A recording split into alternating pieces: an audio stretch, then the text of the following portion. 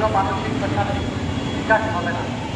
সেই জন্য আমি তোমাদের বলবো, তোমরা বিকালবেলা বন্ধু বান্ধব বান্ধবীর সাথে মাঠে খেলা করবে, তোমাদের বাসায় ছোটো ভাই বোনদের সাথে খেলা করবে, তোমার মাকে ঘরের কাছে সহযোগিতা করবে, বাবাকেও তার কাছে যতটুকু সহযোগিতা করা যায়।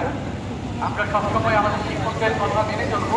আর আমি তোমাদের শিক্ষকদের বলতে চাই, সবাই ভালো আছো? ভালো আছো? কথা বা বক্তৃতার সাথে তো ভালো লাগে না, ভালো লাগে?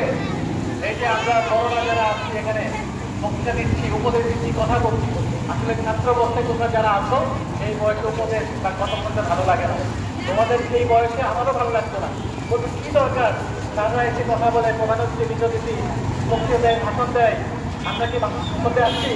তার চেয়ে ভালো ছিল বরঞ্চ নাম গান হয়েছিল, দেখতে ভালো লাগে, তাই তো? কথা কম, কাজ বেশি করতে হবে। আমাদের কথা দিয়ে কাজটা বেশি করতে হবে। এটা বলছিলাম আমাদের